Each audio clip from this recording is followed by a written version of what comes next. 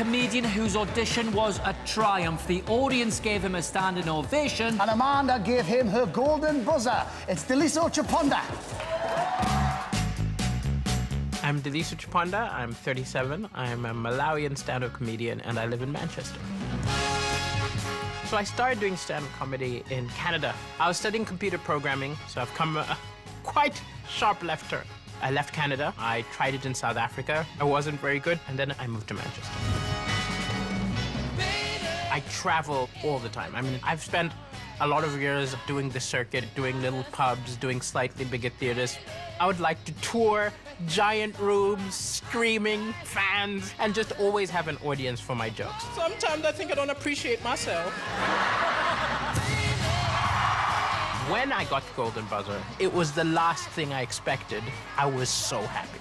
You're bloody hilarious. And I really want you to win the entire series. Thank you so much. Ever since Amanda pressed the Golden Buzzer, I've had those 22-year-old dreams come back into my head and think, you can make it. You'll be the next big thing. You can make it. I've never won a competition. I think it's time that I win something. I really do. It's my turn. I'm ready. I'm ready to score the knockout punch.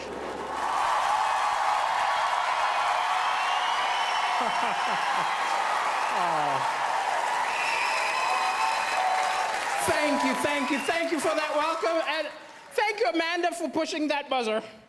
Ever since you did it, my life has been bonkers. People approaching me on the road saying, well done, but the most common question I get is, you're from where? Is it Mali, Maui? It's Malawi. And if any of you don't know where that is, it's where Madonna adopted all the babies from. That's us. Yeah, you're jealous. I do miss my little brother.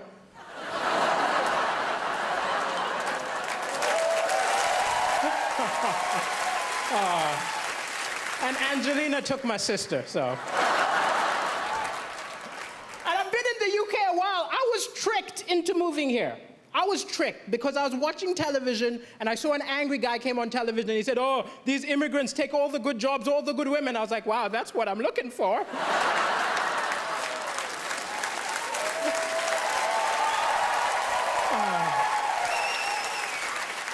Sometimes comedy, it's hard to laugh sometimes because the news is full of depressing stuff.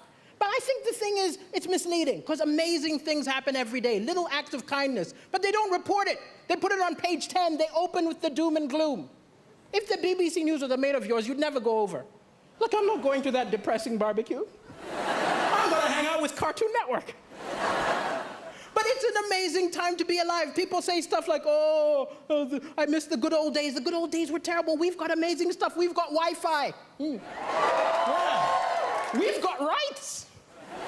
Women can vote. Yeah. I'm black. 200 years ago, this would have been an auction.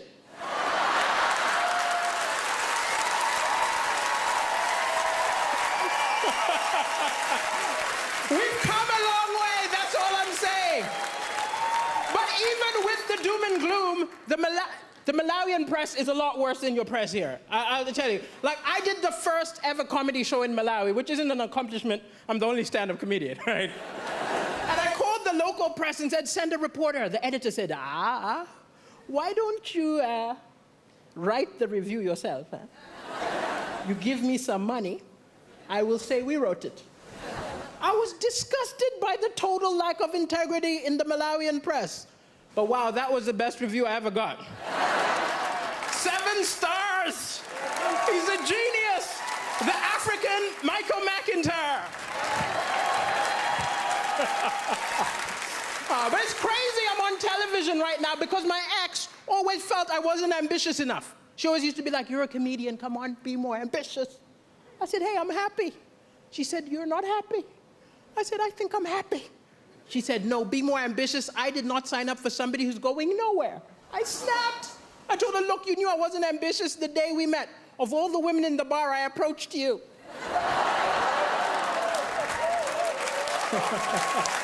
Yeah, you're laughing. I'm single now. And I am looking for love, I'll admit. I'm looking for love. You know, gotta get that citizenship, you know.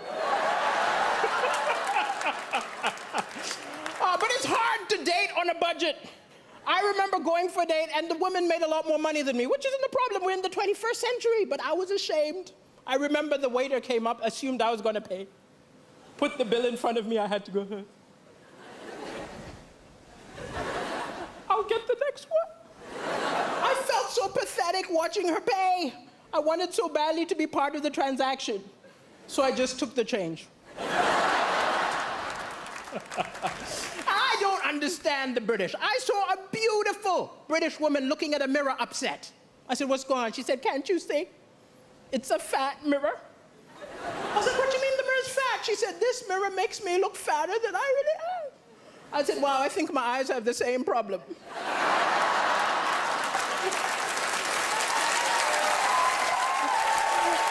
I was not mocking her. Don't be angry with me. It was a cultural misunderstanding. I'm from Africa. It's different. When we see someone overweight, we don't think go on a diet. We're more like, where did you get the food?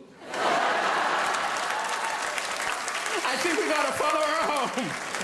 Thank you, ladies and gentlemen. It's been a pleasure. Thank you.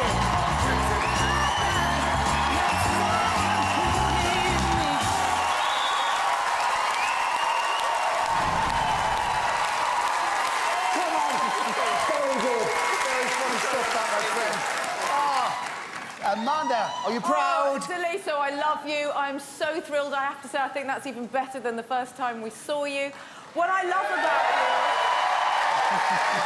what I think is so important about comedy is that it has to be very near the edge of edgeness. And you were so on the edge that it made us howl with laughter. I mean, it was naughty, it was edgy, it was fresh, it was cool. And the best thing about you is that nobody can nick your material. Yeah. Michael McIntyre can't take your stuff. Nobody can take your stuff. You are unique, and you really smashed it. I'm proud of you. Well done. Thank you. Thank you. Thank you. Do you mind reminding me how old you are again? I'm 37. 37. You look good. I have to tell you something. You are one of the funniest people we've ever had on this show. I love the fact you are so fantastically non-PC. Yes! I really do. And I think that's part of the reason why everybody likes you so much. I said this earlier on in the week, I'm going to say this about you, is that I do believe that this show can be an amazing showcase for somebody like you. And I would be amazed... Actually, no, I don't want to say this because I jinxed it before, but what I'm thinking is this, that you are the sort of person who, off the back of this, your phone should be ringing in 3 days' time, offering you your own show. You should be on TV more often. I mean, the one thing I've noticed about comedians are they are quite selfish, and the same people seem to be on a lot. I think there's a real gap in the market for you, and it's your personality, your sense of fun, which I believe is going to put you in the final tomorrow, and you deserve it. I second that. I pray people pick up the phone and put you in the final. When you were on the first time round, Jack Whitehall called me and said he used to do gigs with you back in the day, and I said, why isn't he the biggest comedy star in the country? He said, he's never been given the right break. Well, tonight is the right break. You're going to be a superstar.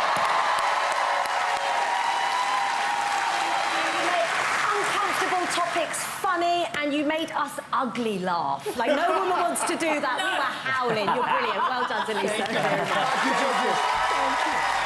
Quite well. Doesn't get any better than that, does it? That's not wonderful relief. Fabulous, fabulous. If you want to see Daliso, stay in the hub for the Royal Variety and come back here for the final. Call 0902 044 24 04 from a landline, from your mobile, call 644 24 04 or vote by the app. But not yet, voting doesn't start until the last act has been phoned. One more time, let's hear it for Daliso Chaponda!